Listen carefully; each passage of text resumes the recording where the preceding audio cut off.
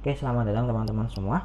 Kita kembali lagi di video yang lain. Kali ini kita akan membahas masih materi fisika statistik, bagian yang disebut sebagai teorema Liouville. Teorema Liouville.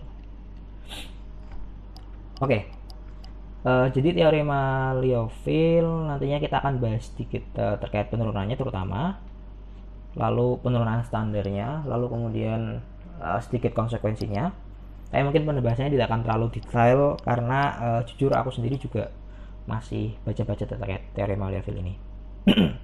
Liouville. Nah, jadi teorema Liouville ini apa yang sebenarnya diteoremakan, apa yang sebenarnya ditanyakan, apa yang dibuktikan. Ini jadi kita misal tinjau kembali ruang fase kemarin ya.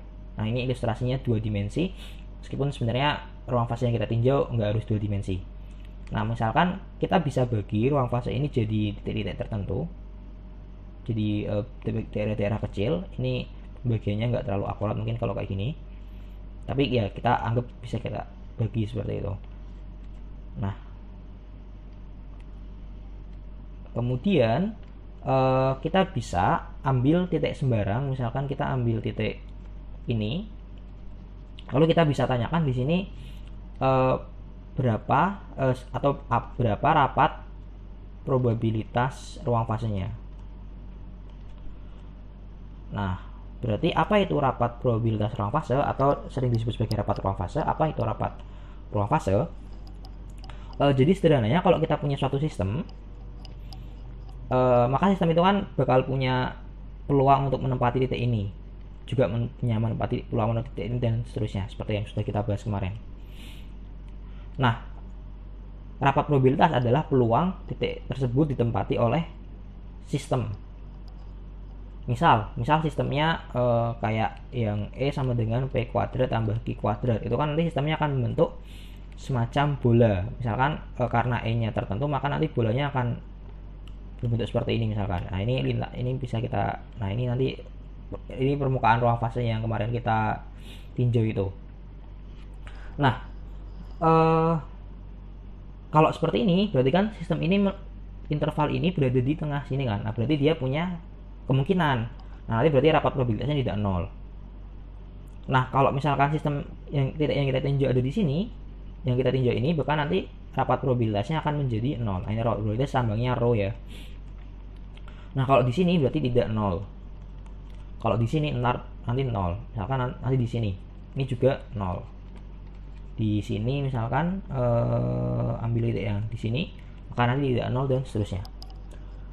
Nah, kemudian misalkan sistem ini kan nanti benar. Nah, titik ini kalau kita tinjau, karena sistemnya ini berevolusi, sistemnya itu berubah, maka titik ini nantinya juga akan pada beberapa waktu kemudian, titik ini nanti juga akan berpindah tempat.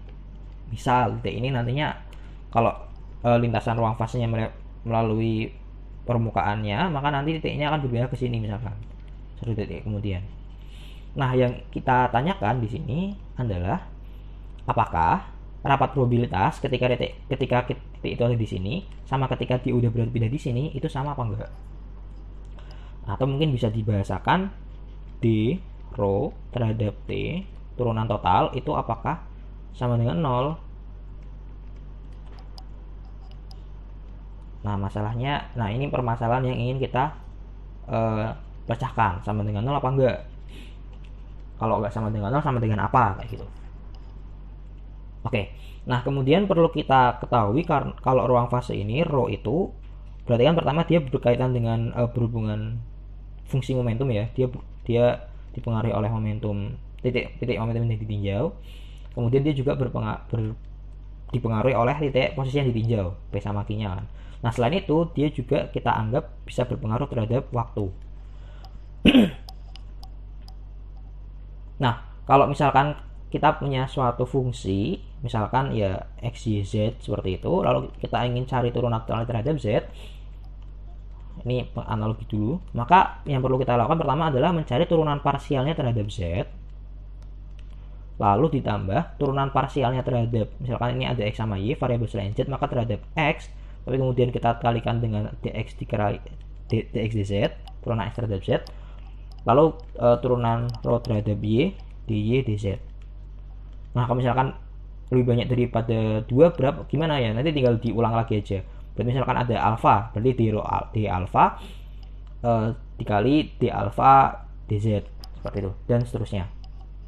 Nah karena ruang fase seperti ini, maka nanti d rho dt nya itu bisa dinyatakan sebagai turunan parsial rho terhadap t ditambah turunan parsial rho terhadap pi, maksudnya berarti p1, misalkan contohnya kali dp1 dt atau p1 dot, terus dilanjut terus sampai p1 nya, sampai p nya habis, misalkan p2 dot dan seterusnya. Kemudian setelah P1 habis, ini kan T udah, P1 udah, Q1 d rho dQ1 Q1 dot tambah d rho dQ2 Q2 dot dan seterusnya.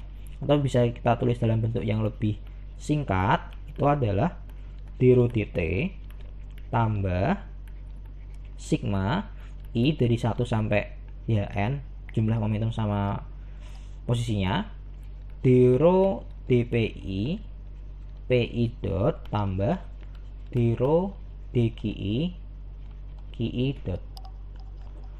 Nah kemudian suku yang belakang ini juga masih bisa disingkat lagi sebagai kurung Poisson antara rho dengan h atau Hamiltonian. Nah ini yang bagian ininya kita anggap ya emang seperti ini aja gitu. Jadi kalau ada fungsi seperti ini, maka nanti ini disebut sebagai kurung Poisson ya. Nah, berarti pertanyaan kita berubah dari yang tadi awalnya kita bertanya ini langsung di rho dt-nya, kita ubah jadi apakah suku yang belakang ini atau suku yang ini sama aja, itu apakah sama dengan 0. Nah, kemudian untuk menjawab pertanyaan tersebut, kita kenalkan sesuatu yang disebut sebagai, kita gunakan sesuatu yang disebut sebagai persamaan kontinuitas. Nah, pertama, kenapa kita bisa gunakan persamaan kontinuitas dan kenapa persamaan kontinuitas bisa digunakan di sini? Itu seperti ini. Jadi kita tinjau lagi ruang fase kita gambarkan di sini 2 dimensi, bukan gambar yang sebenarnya, karena yang sebenarnya dimensinya umum, bisa berapapun. Nah, kalau kita tinjau ulang seperti tadi kan berarti setiap titik di sini punya rapat probabilitas kan, dan ini punya interval sendiri kan.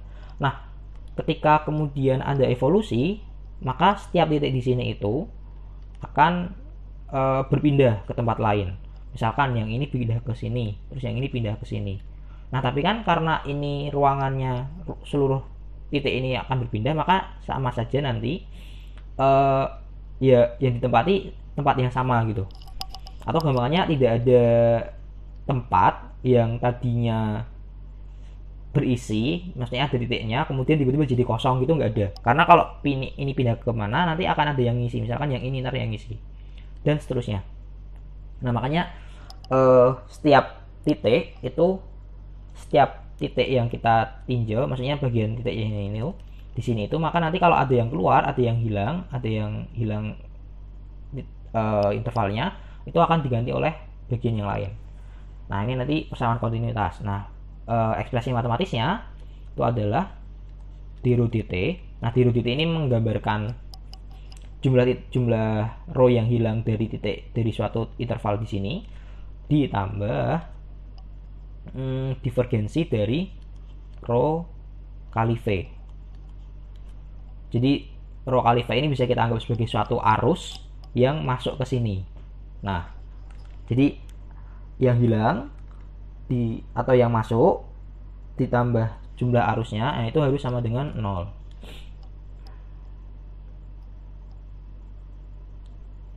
Seperti itu.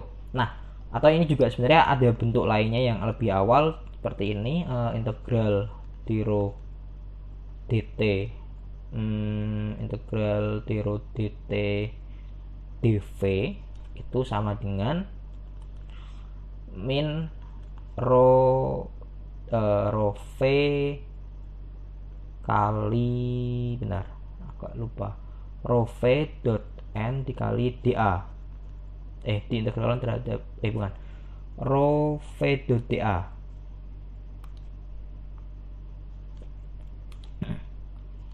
v.dA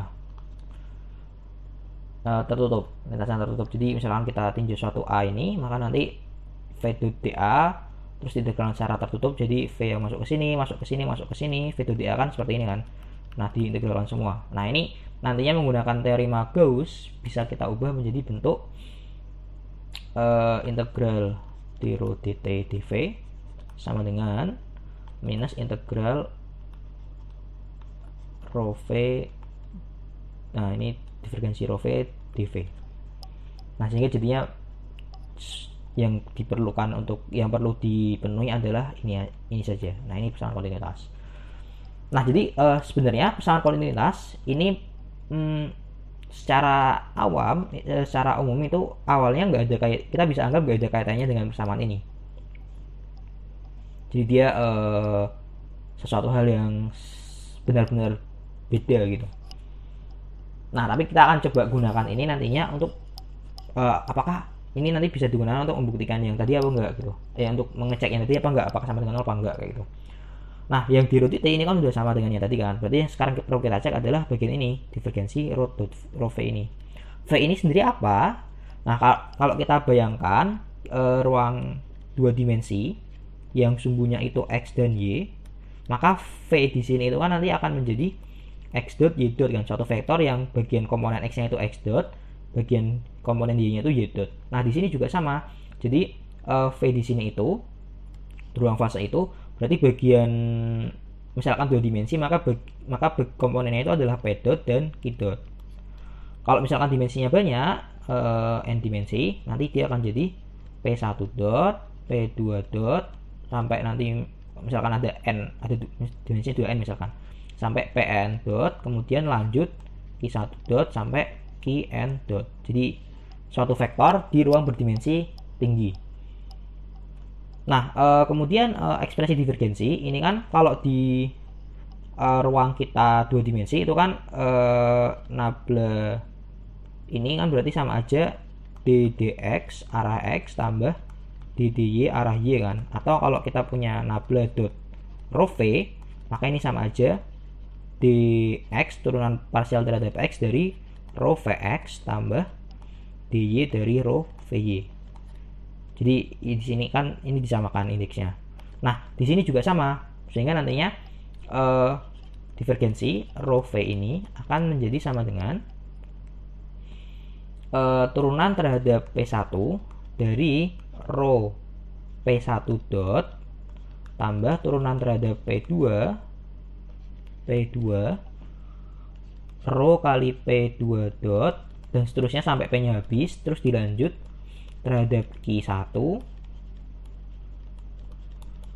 terus terhadap Q2 sama sampai habis.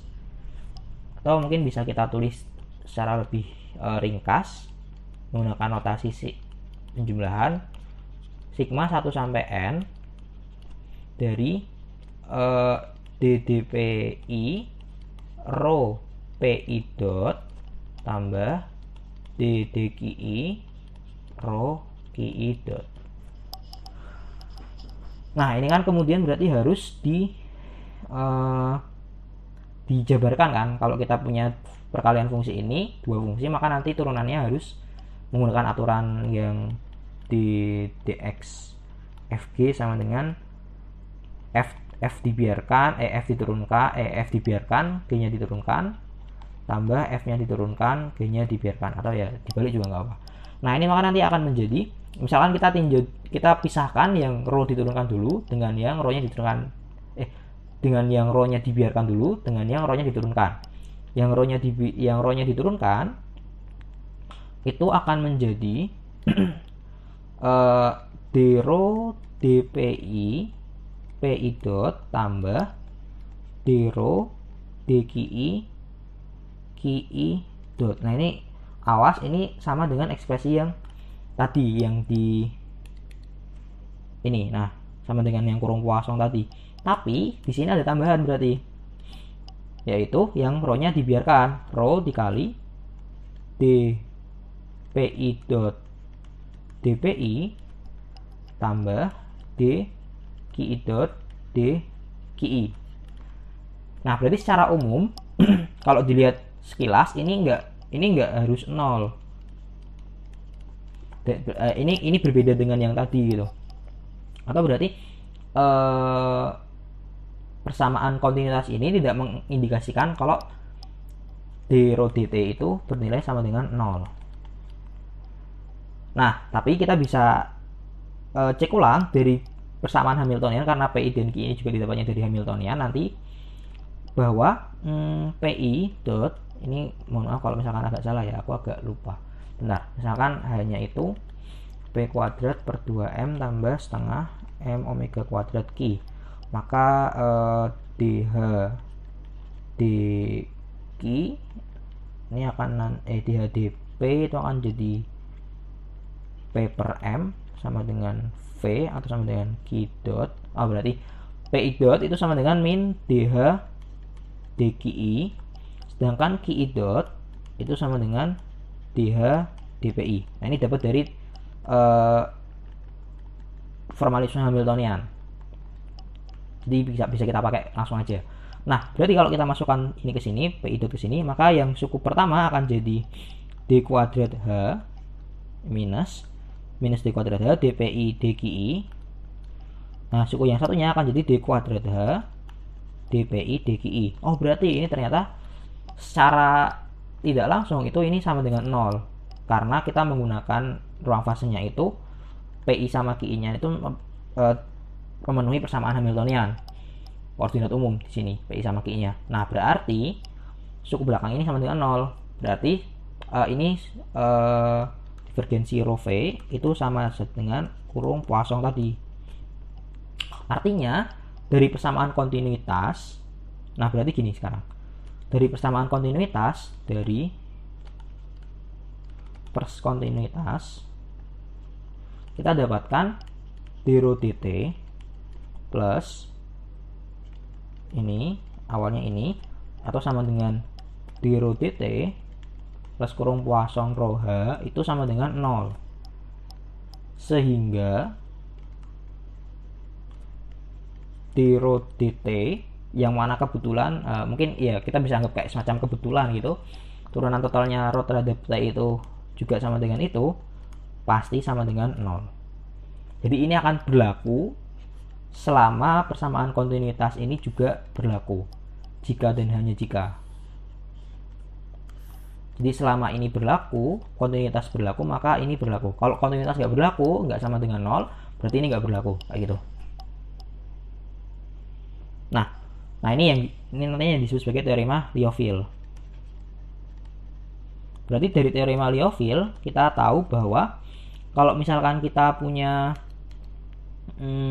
suatu titik, kemudian di sini ada rapat probabilitasnya, entah 0 entah nggak 0 atau gimana, maka ketika ada evolusi waktu, ada perubahan titiknya berpindah ke titik lain melalui lintasan ruang fase yang tepat, maka nanti probabilitas di titik yang baru itu juga akan bernilai sama.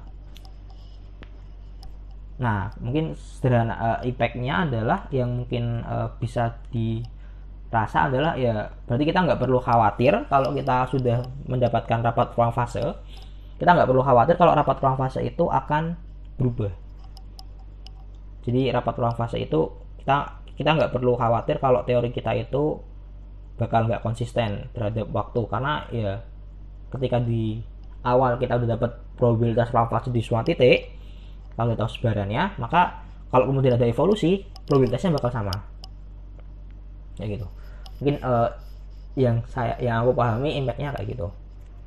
Oke, mungkin untuk ini udah cukup, agak lama, mohon maaf, tapi ya semoga detailnya tidak bisa dipahami oleh kita semua. Terima kasih.